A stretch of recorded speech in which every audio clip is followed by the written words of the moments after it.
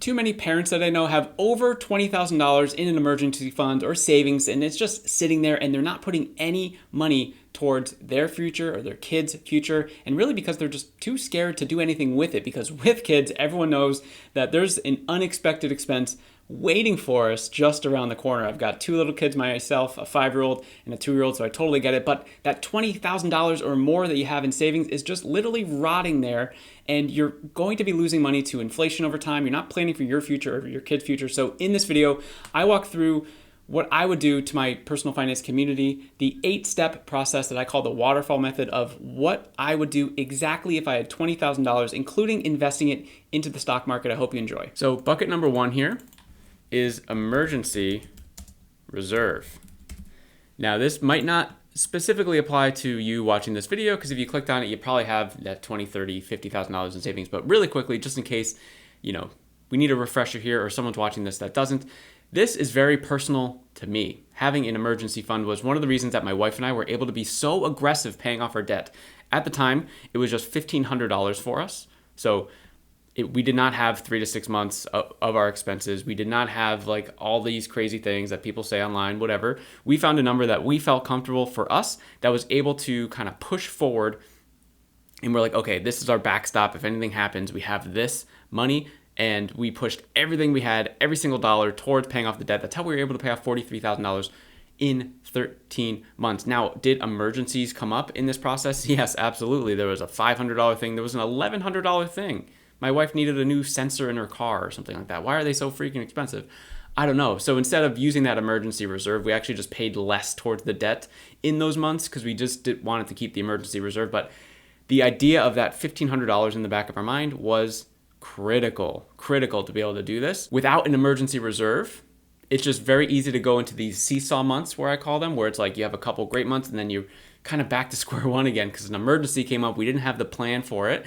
So this, in an ideal world, what you want to do is just start with something. What is the number, if you look back at the last, say, year, what is the number that would cover the majority, vast majority of expenses that came up? So I'm not talking about like a new roof, okay? Let's kind of exclude the massive ones, things like that, because that could be like $15,000, $10,000. I'm talking like car sensors, tires, something that happened with your house. Like the other day, our garage door broke. Like that was an unexpected expense. These emergency funds, reserves, whatever you want to call them, they're not going to make you rich, but they are going to help you from staying stuck and getting poorer. Is that a word? Poorer? So before we start, figuring out how do we grow our money, we first have to build the foundation. Guys, real quick, I've opened up some spots in my Wealthy Parent program for busy families looking to get more clarity in their finances, find extra money each month without making more, so that they're able to put more of their hardworking money towards their financial goals and just feel like they're winning with their money. If that sounds interesting, any of that, there's a link below this video to book a call directly with me, and we could start your path to becoming a wealthy parent. I'll see you there. Bucket number 2, high interest debt. So what I'm talking about here is basically anything over, say, a 7% interest rate. So most of the time it's going to be, say, a credit card. If you have the consumer debt, 20%, 25%, it's really hard to justify putting money towards anything else. Because if we just look at the interest rate math, if we have a 25% credit card and we're getting, say, an 8% return on a just generic investment, the math ain't mathing on that if you're just like kind of letting that high interest debt go by the wayside and you're putting money towards invest. You're losing, say, 12% of interest. And so what I really want you to do, and this is very important, I'm going to go full screen here. I want you to pause all money growth things to pay this off. And some of you might be saying like, oh, but I have to invest for my future. I feel behind. Yes, but you having all that debt is the thing that's keeping you stuck. I really like to put our hardworking money towards our future selves, not other people. So how do we get rid of this as soon as possible? Yes, so I mean turning off literally everything. The 401k, turning that off for as long as you need to. No Roth IRA, no brokerage account, no anything. Just pause it. All the cash flow needs to be going to this. It needs to be like a hustle, a grind. This is the thing that's keeping you stuck. We got to get out of it. So if we go back into our little picture here, our little drawing. And by the way, drop a like on this video if you just love my buckets and my drawing here, if you think it's helpful. Where the math gets interesting is around that 6, 7, 8% range. And this is at the end of the day, it's just kind of a risk question for you. So it's like, and what are the opportunity costs of paying off the debt versus not investing? So there is a lot of math involved here, but really the main focus is after you have the emergency reserve, throw money towards the high interest debt. That's what my wife and I did. That's how we're able to pay off $43,000 of debt in 13 months. Bucket number 3 here is if you are in a position where you're employed and your employer has some sort of 401k, take advantage of the 401k match. I've heard a lot of examples from people. Sometimes they're terrible matches, like 1%. Sometimes they're pretty good, up to like 6%. That's insane. Take the match. It's literally free money. It's literally free money. And that's why again, the order here, debt, 401k match. I wouldn't put money towards this until we figure this out. Because again, the interest rate math, there's a big discussion like online.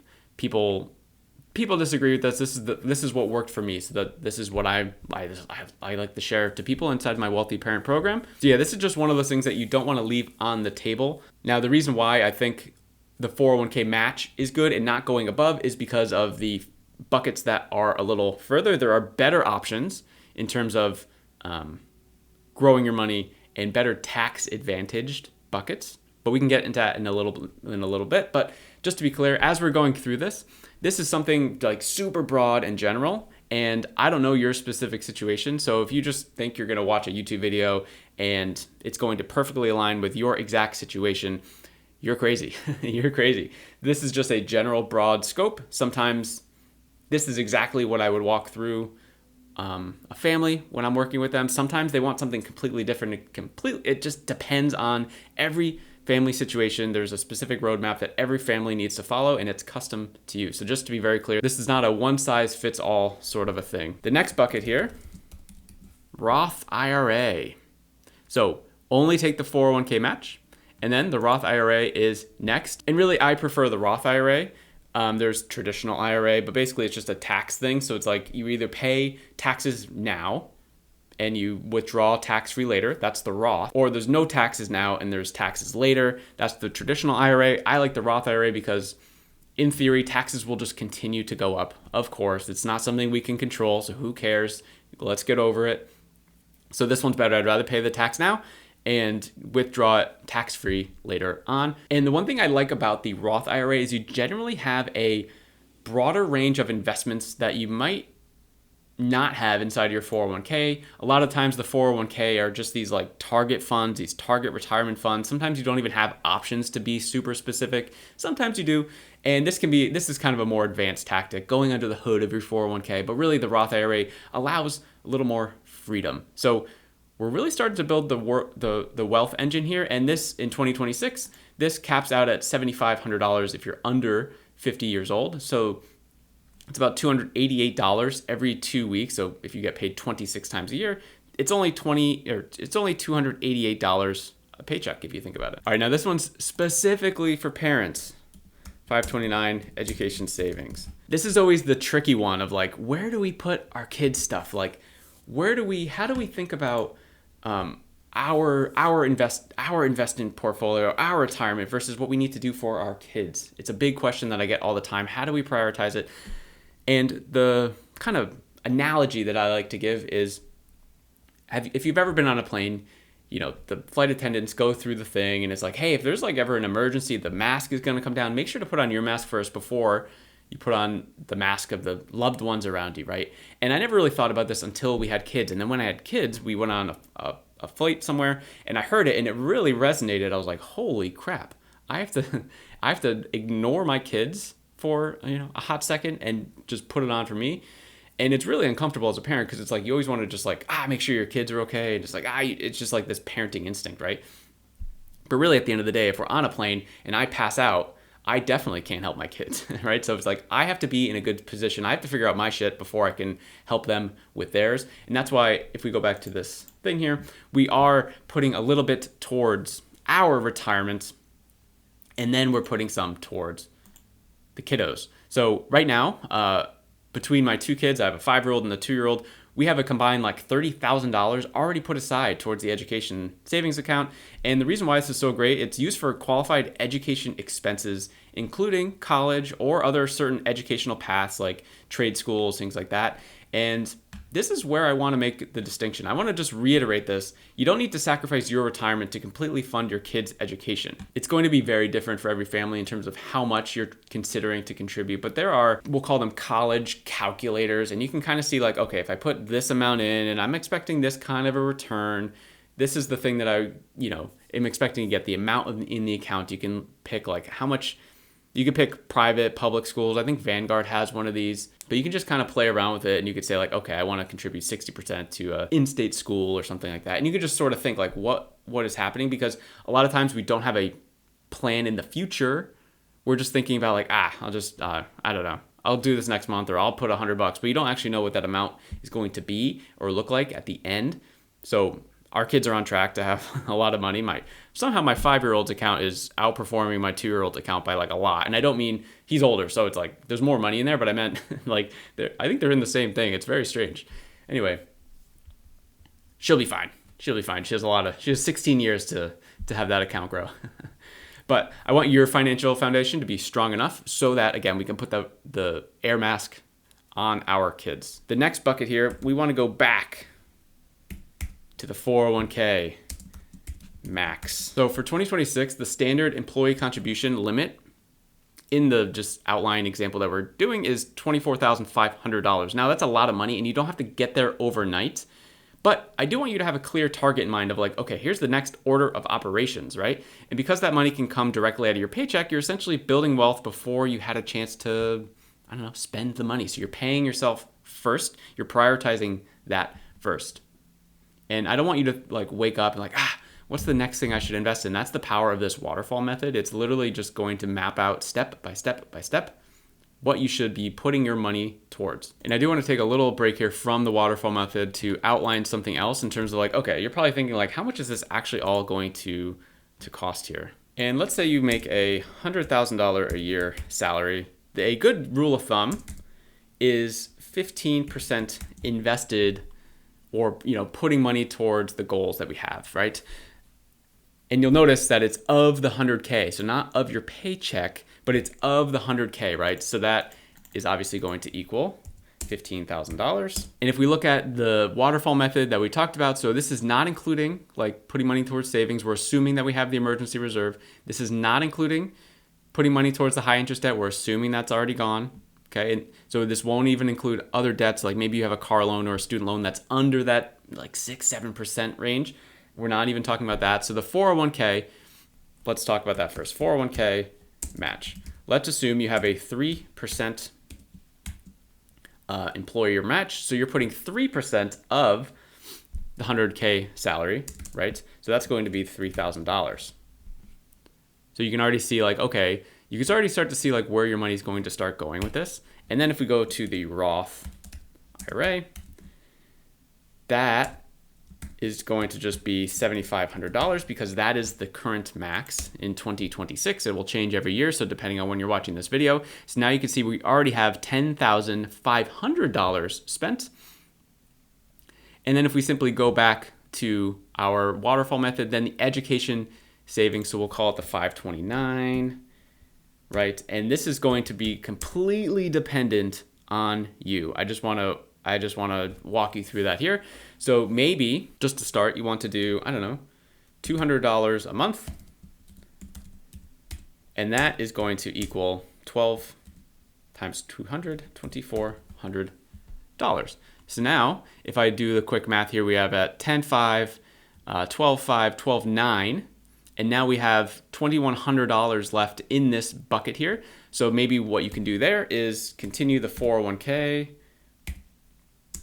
right? And you can kind of just map this out of like, hey, what's the money actually doing, right? And then if we really extrapolate this out, like $15,000, let me open a compounding interest calculator. A ton of free ones on the internet, which is great.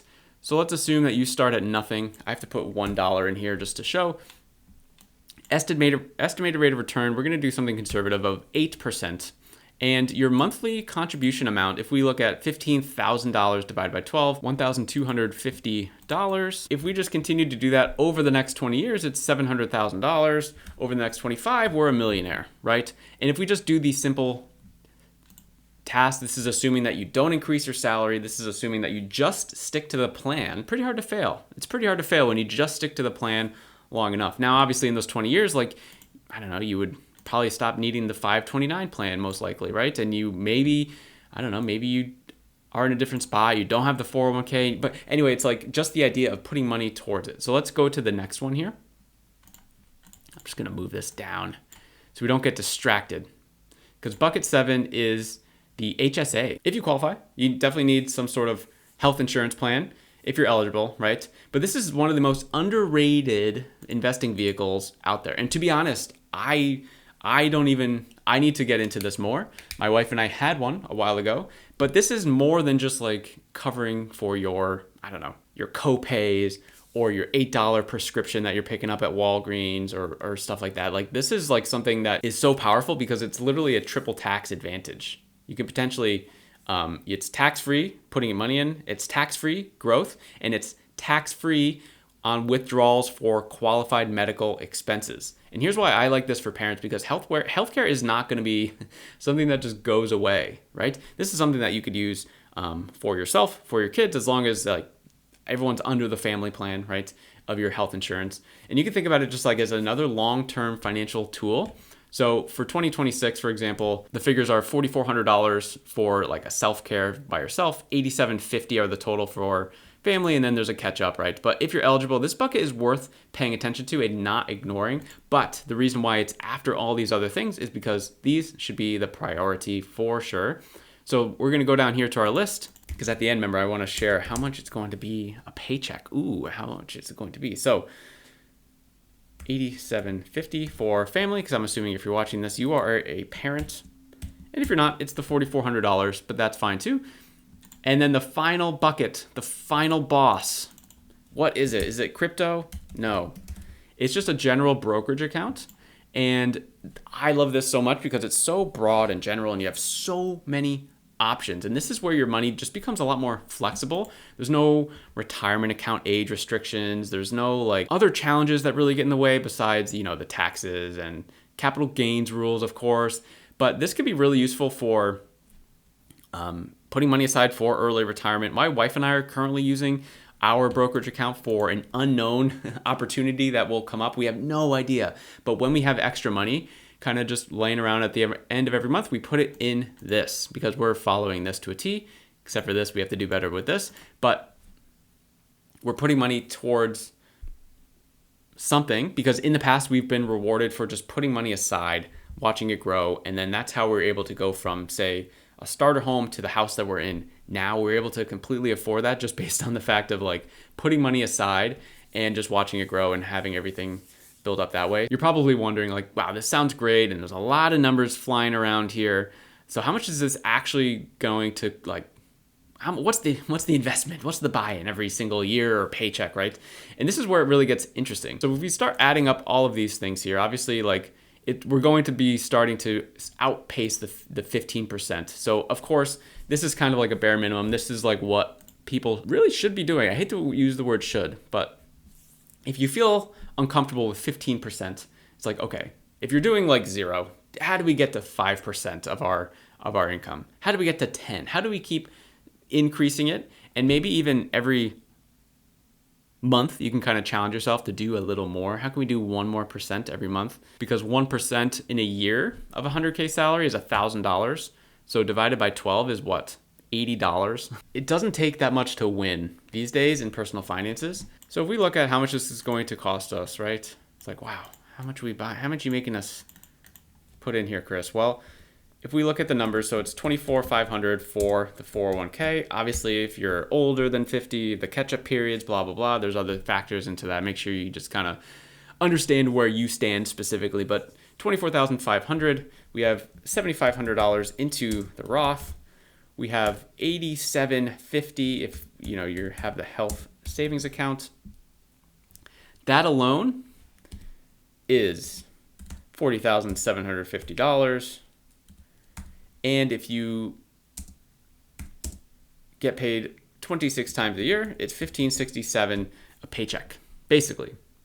From your gross income, remember, this is not like after. This is considered like part of your salary. And this does, of course, does not even include the 529, right? Or the brokerage. So what I want you to do is not get overwhelmed with, oh my God, I'm behind. What I want you to do is just simply follow the waterfall method. Simply follow it. So if you're watching this video, you probably have a nice emergency reserve. If not, work on that. Start with something. What is the tangible thing that you can hold in your account that you would feel comfortable, that would cover most things that would pop up for you? Get rid of this credit card debt, like get rid of it. And not only get rid of it, but there's a behavior thing here that we need to change. We need to fix this because we need to create a system so that we don't need to jump into this every time. Take the 401k match. A lot of times people are just here, and that's fine, right? We have the emergency savings.